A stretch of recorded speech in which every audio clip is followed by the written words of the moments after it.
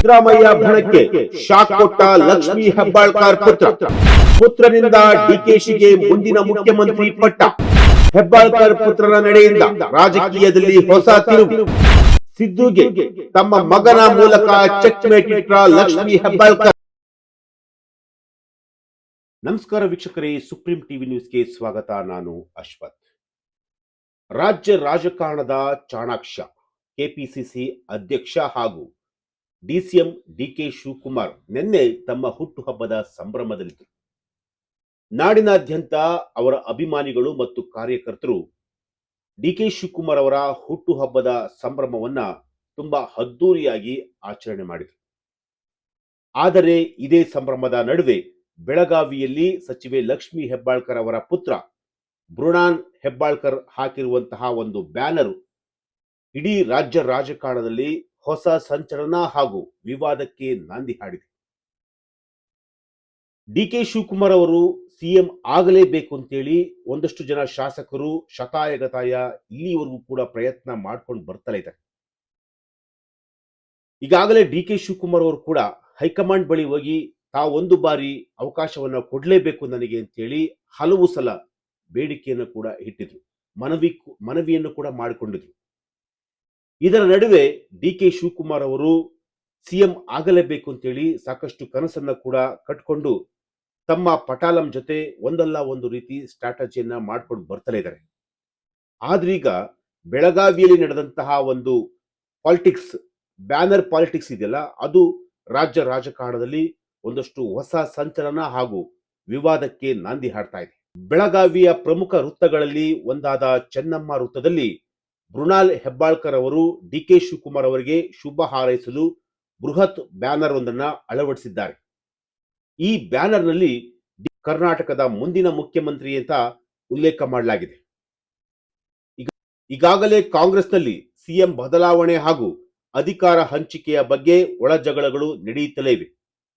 ಈ ವದಂತಿಗಳ ನಡುವೆ ಈಗ ಬೃಣಾಲ್ ಹೆಬ್ಬಾಳ್ಕರ್ ಹಾಕಿರುವಂತಹ ಒಂದು ಬ್ಯಾನರ್ ರಾಜ್ಯ ರಾಜಕಾರಣದಲ್ಲಿ ಒಂದಷ್ಟು ಸ್ಫೋಟಕ ಬೆಳವಣಿಗೆ ಆಗೋದ್ರಲ್ಲಿ ಅಚ್ಚರಿಯೇ ಇಲ್ಲ ಅಂತೇಳಿ ರಾಜಕೀಯ ಪಂಡಿತರು ಲೆಕ್ಕಾಚಾರವನ್ನು ಕೂಡ ಹಾಕ್ತಿರುವಂತಹದ್ದು. ಸಿಎಂ ಬದಲಾವಣೆ ಹಾಗೂ ಅಧಿಕಾರ ಹಂಚಿಕೆಯ ಬಗ್ಗೆ ಹೊಳಜಗಳಗಳು ಕಳೆದ 1 ವರ್ಷದಿಂದಲೂ ಕೂಡ ನಡೀತಲೇ ಇದೆ. ಸಚಿವರೊಬ್ಬರ ಪುತ್ರನೇ ಬಹಿರಂಗವಾಗಿ ಮುಂದಿನ ಸಿಎಂ ಎಂದು ಘೋಷಿಸಿರುವುದು ಕಾಂಗ್ರೆಸ್ ಹೈಕಮಾಂಡ್ಗೆ ಮುಜುಗರ ಉಂಟು ಮಾಡುವಂತಹ ಒಂದು ಸಾಧ್ಯತೆ ಈ ಬ್ಯಾನರ್ನಲ್ಲಿ ಕಂಡು ಬರ್ತಾ ಇದೆ. ಲಕ್ಷ್ಮೀ ಹೆಬ್ಬಾಳ್ಕರ್ ಅವರು ಸಿಎಂ ಆಪ್ತರಲ್ಲೂ ಕೂಡ ಗುರುತಿಸಿಕೊಂಡಿದ್ದಾರೆ. ಡಿಕೆ ಶಿವಕುಮಾರ್ ಅವರ ಆಪ್ತ ಬಳಗದಲ್ಲೂ ಕೂಡ ಗುರುತಿಸಿಕೊಂಡಿದ್ದಾರೆ. ಆದರೆ ಅತಿ ಹೆಚ್ಚು ಡಿಕೆ ಶಿವಕುಮಾರ್ ಅವರ ಆಪ್ತ ಬಳಗದಲ್ಲಿ ಗುರುತಿಸಿಕೊಂಡಿದ್ದೇ ಹೆಚ್ಚು. ಡಿಕೆ ಶಿವಕುಮಾರ್ ಅವರು ಸಿಎಂ ಆಗ್ಬೇಕು ಅಂತೇಳಿ ಲಕ್ಷ್ಮೀ ಹೆಬ್ಬಾಳ್ಕರ್ ಅವರು ಕೂಡ ಕಳೆದ 1 ವರ್ಷದಿಂದಲೂ ಕೂಡ ಅವರು ಕೂಡ ತೆರೆ ಹಿಂದೆ ಒಂದಷ್ಟು ಕಸರತ್ತನ್ನು ಕೂಡ ಮಾಡ್ತಲೇ ಬಂದಿದ್ದಾರೆ. ಈಗ ಅದು ಬಹಿರಂಗವಾಗಿರುವಂತದ್ದು. ಅದು ಯಾವ ರೀತಿ ಅಂತಂದ್ರೆ, ತಮ್ಮ ಮಗನ ಮೂಲಕ ಒಂದು ಬ್ಯಾನರ್ ಹಾಕಿಸುವಂತಹ ಮೂಲಕ ತಮ್ಮ ಒಂದು ಆಸೆಯನ್ನ ಅವರು ಕೂಡ ವ್ಯಕ್ತಪಡಿಸಿರುವಂತದ್ದು. ಡಿಕೆ ಶಿವಕುಮಾರ್ ಅವರು ಒಂದು ಬಾರಿ ಮುಖ್ಯಮಂತ್ರಿ ಆಗಲಿರೋದು ಅವರ ಆಸೆ ಕೂಡ ಆಗಿತ್ತು. ಆ ಒಂದು ಆಸೆಯನ್ನ ತಮ್ಮ ಮಗನ ಮೂಲಕ ಈಗ ಅವರ ಒಂದು ಹುಟ್ಟು ಹಬ್ಬದ ನೆಪದಲ್ಲಿ ಡಿಕೆ ಶಿವಕುಮಾರ್ ಅವರು ಮುಂದಿನ ಮುಖ್ಯಮಂತ್ರಿ ಅಂತ ಹೇಳಿ ಈಗ ಘೋಷಣೆ ಮಾಡಿರುವಂತದ್ದು. ಸದ್ಯದ ಪರಿಸ್ಥಿತಿಯಲ್ಲಿ ಸಿದ್ದರಾಮಯ್ಯ ಮತ್ತು ಡಿಕೆ ಶಿವಕುಮಾರ್ ಬಣಗಳ ನಡುವೆ ಶೀತಲ ಸಮರ ನಡೆಯುತ್ತಿದೆ. ಇಂತಹ ಸೂಕ್ಷ್ಮ ಸಮಯದಲ್ಲಿ ಲಕ್ಷ್ಮೀ ಹೆಬ್ಬಾಳ್ಕರ್ ಪುತ್ರನ ಈ ನಡೆ ಬೆಂಕಿಗೆ ತುಪ್ಪ ಸುರಿದಂತಾಗಿದೆ. ಇದು ಕೇವಲ ಹುಟ್ಟುಹಬ್ಬದ ಹಾರೈಕೆಯೋ ಅಥವಾ ಉದ್ದೇಶಪೂರ್ವಕವಾಗಿ ನೀಡಿದ ಸಂದೇಶವೋ ಎಂಬ ಚರ್ಚೆ ರಾಜಕೀಯ ವಲಯದಲ್ಲಿ ಈಗ ಜೋರಾಗಿ ಕೇಳಿ ಬರ್ತಾ ಇದೆ. ಬೃಣಾಲ್ ಅವರ ಈ ಸಾಹಸ ಈಗ ಸಾಮಾಜಿಕ ಜಾಲತಾಣಗಳಲ್ಲಿ ಭಾರಿ ವೈರಲ್ ಆಗುತ್ತಿದ್ದು, ವಿರೋಧ ಪಕ್ಷಗಳಿಗೂ ಟೀಕಿಸಲು ಹೊಸ ಅಸ್ತ್ರ ಸಿಕ್ಕಂತಾಗಿದೆ.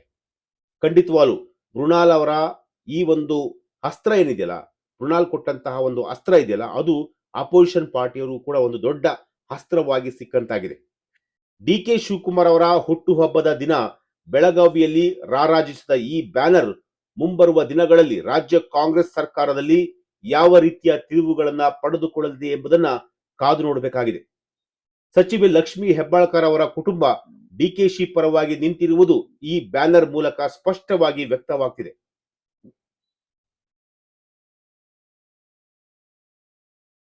ಡಿ ಕೆ ಶಿವಕುಮಾರ್ ಅವರು ಒಂದು ಬಾರಿಯಾದ್ರೂ ಕೂಡ ಸಿಎಂ ಆಗಲಿ ಅನ್ನೋದು ಕೂಡ ಲಕ್ಷ್ಮೀ ಹೆಬ್ಬಾಳ್ಕರ್ ಅವರ ಕನಸು ಕೂಡ ಆಗಿರುವಂತಹದ್ದು. ಜೊತೆಗೆ ಒಂದಷ್ಟು ಜನ ಶಾಸಕರು ಕೂಡ ಡಿ ಕೆ ಶಿವಕುಮಾರ್ ಅವರು ಒಂದು ಬಾರಿಯಾದ್ರೂ ಸಿಎಂ ಆಗಲಿ ಅಂತ ಹೇಳಿ ಅವರು ಕೂಡ ಕನಸನ್ನ ಕೂಡ ಇಟ್ಕೊಂಡಿರುವಂತದ್ದು. ಆದ್ರೆ ಈಗ ಸದ್ಯದ ಪರಿಸ್ಥಿತಿಯನ್ನು ನೋಡ್ತಾ ಇದ್ರೆ ಡಿ ಕೆ ಶಿವಕುಮಾರ್ ಅವರು ಮತ್ತೆ ಅವರು ಸಿಎಂ ಆಗುವಂತಹ ಕನಸು ಈಡೇರುತ್ತಾ ಅನ್ನೋದು ಕೂಡ ಇಲ್ಲಿರುವಂತಹ ಪ್ರಶ್ನೆ. ಯಾಕೆಂತಂದ್ರೆ ಈಗಾಗಲೇ ಹೈಕಮಾಂಡ್ ಕೂಡ ಡಿ ಕೆ ಶಿವಕುಮಾರ್ ಅವರ ಮೇಲೆ ಒಂದಷ್ಟು ಮುನಿಸನ್ನ ಕೂಡ ಮಾಡ್ಕೊಂಡಿರುವಂತದ್ದು. ಅದಕ್ಕೆ ಕಾರಣ ದಾವಣಗೆರೆಯ ಬೈ ಎಲೆಕ್ಷನ್. ದಾವಣಗೆರೆಯ ಬೈ ಎಲೆಕ್ಷನ್ ಅಲ್ಲಿ ಈಗಾಗಲೇ ಅವರು ಮುಸ್ಲಿಂ ಮುಖಂಡರನ್ನ ಕಿಕ್ಔಟ್ ಮಾಡ್ತಿರುವಂತದ್ದು. ಅಂದ್ರೆ ಮುಸ್ಲಿಂ ಮುಖಂಡರ ರಾಜೀನಾಮೆಯನ್ನ ಪಡಿತಿರುವಂತದ್ದು ಅಥವಾ ಅವರನ್ನ ವಜಾ ಮಾಡ್ತಿರುವಂತದ್ದು. ಇದು ಎಲ್ಲ ಒಂದ್ ಕಡೆ ಅಲ್ಲಿನ ಒಂದು ಸಮುದಾಯದಲ್ಲಿ ಬಹಳ ಯಥೇಚ್ಛವಾಗಿ ಕಾಂಗ್ರೆಸ್ ವಿರೋಧದ ಅಲೆ ಕೂಡ ಕಾಣ್ತಾ ಇರುವಂತದ್ದು. ಇದನ್ನ ಸರಿಪಡಿಸಲಿಕ್ಕೆ ಡಿ ಕೆ ಶಿವಕುಮಾರ್ ಅವರು ಅಷ್ಟಾಗಿ ಮನಸ್ಸು ಕೂಡ ಮಾಡಿಲ್ಲ. ಇದು ಎಲ್ಲ ಒಂದ್ ಕಡೆ ಕಾಂಗ್ರೆಸ್ನ ಹೈಕಮಾಂಡ್ಗೆ ತುಂಬಾ ಬೇಸರದ ಸಂಗತಿ ಕೂಡ ಆಗಿರುವಂತದ್ದು. ಜೊತೆಗೆ ಸಮರ್ಥ ಅವರು ಬಹಳ ಅಂತರದಲ್ಲಿ, ಅಂದ್ರೆ ತುಂಬಾ ಕಡಿಮೆ ಅಂತರದಲ್ಲಿ ಅವರು ಗೆಲುವನ್ನ ಸಾಧಿಸಿರುವಂತಹದ್ದು. ಸೊ ಈ ಎಲ್ಲಾ ವಿಚಾರಗಳು ಎಲ್ಲ ಒಂದ್ ಕಡೆ ಡಿ ಕೆ ಶಿವಕುಮಾರ್ ಅವರಿಗೆ ಮುಳುವಾಗಿದೆ ಅಂತ ಈಗ ರಾಜಕೀಯದಲ್ಲಿ ಕೂಡ ಒಂದಷ್ಟು ಲೆಕ್ಕಾಚಾರ ಕೂಡ ಆಗ್ತಿರುವಂತದ್ದು. ಸೊ ಈ ವಿಚಾರ ಬೆಳಗಾವಿಯ ಪಾಲಿಟಿಕ್ಸ್ ಅಂದ್ರೆ ಬ್ಯಾನರ್ ಪಾಲಿಟಿಕ್ಸ್ ಮುಂದಿನ ದಿನಗಳಲ್ಲಿ ಯಾವ ರೀತಿಯಾದಂತಹ ಒಂದು ಸ್ವರೂಪವನ್ನ ಪಡೆಯುತ್ತೆ ಕಾದು ನೋಡಬೇಕಾಗಿದೆ. ಇದು ಇವತ್ತಿನ ಒಂದು ವಿಚಾರ. ನಾಳೆ ಮತ್ತೊಂದು ವಿಚಾರದೊಂದಿಗೆ ನಾನು ನಿಮ್ಮನ್ನ ಭೇಟಿ ಆಗ್ತೀನಿ. ನಿರಂತರ ಸುದ್ದಿಗಾಗಿ ನೋಡ್ತಾ ಇರಿ Supreme TV News. Thank you.